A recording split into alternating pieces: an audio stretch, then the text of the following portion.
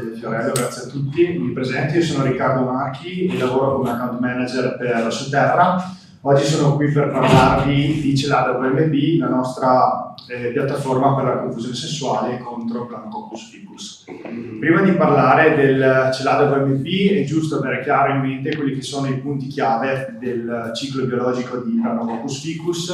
Nello specifico sapete che il cambiamento climatico in generale ha portato la pullulazione di un maggior numero di insetti rispetto al passato, perché le temperature medie più alte portano ad avere una finestra temporale di arrivo dell'insetto all'interno del vigneto e di conseguenza di sviluppo e di pullulazione sempre più ampia.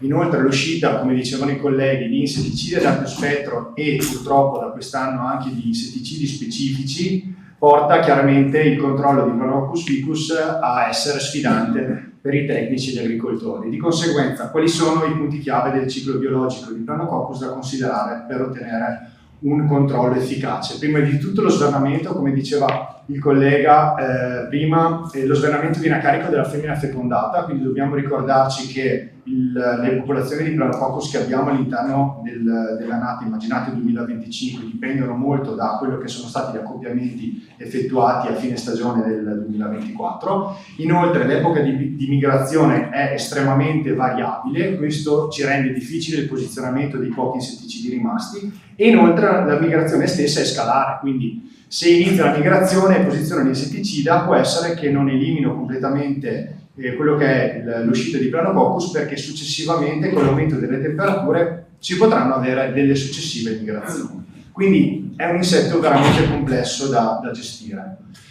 Parliamo un attimino adesso del Celada WMB. Come potete vedere è un diffusore a serbatoio con un gancio, infatti il posizionamento va fatto su filo di ferro. La durata della piattaforma è di un anno intero e l'erogazione chiaramente è costante e controllata. Qui vediamo il posizionamento che deve essere effettuato diciamo in maniera omogenea a 500 erogatori ettaro. Non si prevede di rinforzare i bordi perché non è una tignola, è un insetto che si muove molto poco, non arrivano femmine fecondate da fuori perché non volano, quindi la gestione della confusione non è la classica gestione a cui siamo abituati. L'importante è che vengano posizionati il numero corretto di erogatori ettaro disposti in maniera omogenea nell'impianto.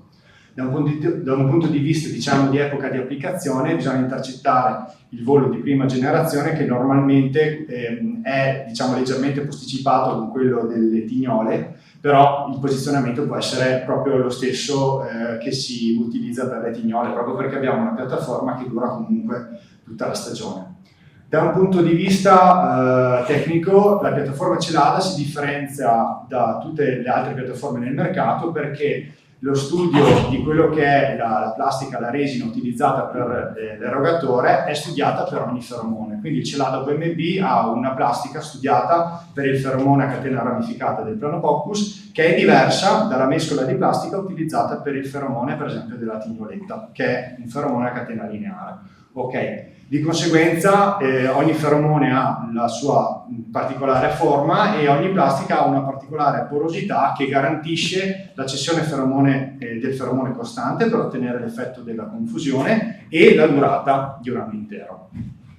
Qui ci sono un paio di grafici. Vedete il grafico a sinistra, ci troviamo in Puglia, quindi zone con temperature medie alte dove normalmente i diffusori vengono un attimino stressati, e ci troviamo a comparare la tecnologia Celada, che è, vedete la curva in verde, contro una piattaforma di un'azienda competitor. Come potete vedere, nel caso del competitor si ha l'esaurimento del feromone, quindi la curva, vedete in ascissa, vedete i mesi dell'anno, in ordinata vedete i milligrammi di feromone per diffusore. Abbiamo una discesa rapida di quello che è il feromone all'interno del diffusore fino quasi ad esaurirsi quando arriviamo verso fine agosto. Il Celada, la tecnologia Celada invece permette di avere ancora feromone quando ci troviamo a fine agosto per garantire quello che è la copertura del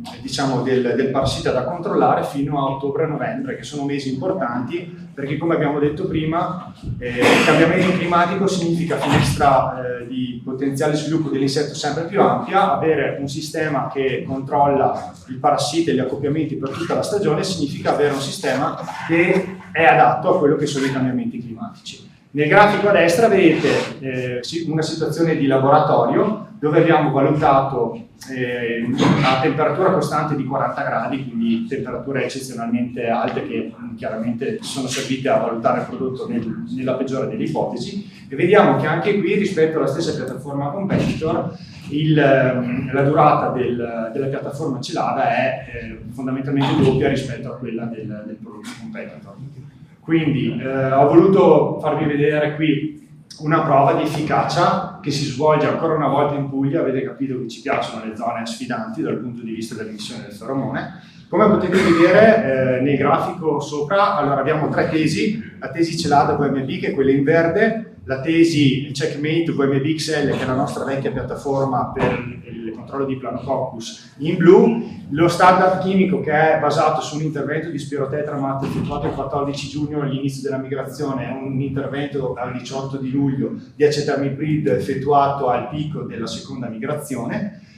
E quindi queste sono le nostre tesi rispetto al non trattato. Nel grafico sopra vedete gli adulti, il volo degli adulti, che è stato silente in tutte le tesi fondamentalmente fino a giugno compreso. A luglio e ad agosto c'è poi stata un'importante presenza di adulti nelle trappole. Nel grafico sotto invece vedete la percentuale di grappoli infestati, che fino ad agosto è stato estremamente basso anche nel non trattato, è arrivato poi a un 14% di infestazione media il 20 di settembre sul non trattato, mentre su tutte le altre tesi, quindi con i due tipi di confusione e con lo standard chimico, quindi spirotetramat e acetamiprid, i risultati sono stati positivi. Il 14% può sembrare un dato non estremamente alto, però dovete immaginare che Planococcus non ha mai uno sviluppo omogeneo all'interno del vigneto, abbiamo sempre delle zone molto colpite e delle altre meno colpite, e pensare a un danno medio del 14% significa comunque avere un danno estremamente visibile. Okay.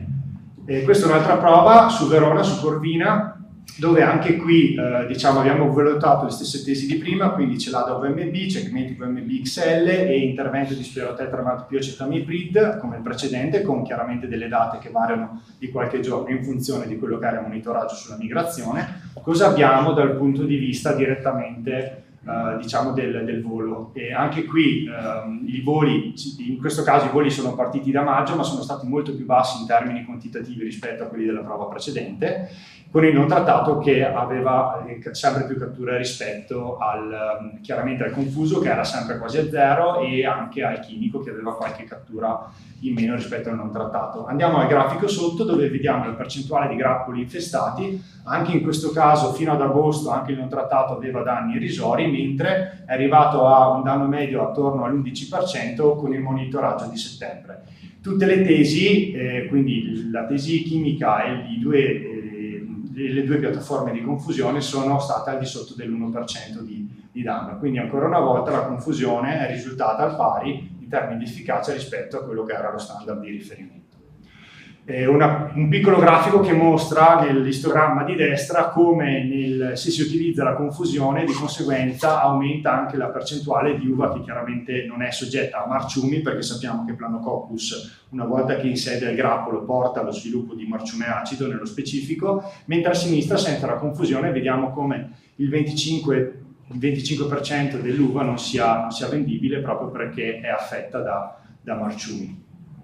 Quindi, come riassumere l'utilizzo di Celada? Abbiamo detto il fatto del cambiamento climatico implica una difficile gestione del parassita, perché abbiamo sempre più generazioni all'anno e l'uscita di alcune molecole porta ad avere chiaramente meno armi a disposizione. Il Celada VMB di conseguenza diventa al centro della piramide della lotta integrata per ottenere un controllo ottimale di quello che è il parassita. Con questo io concludo e lascio la parola a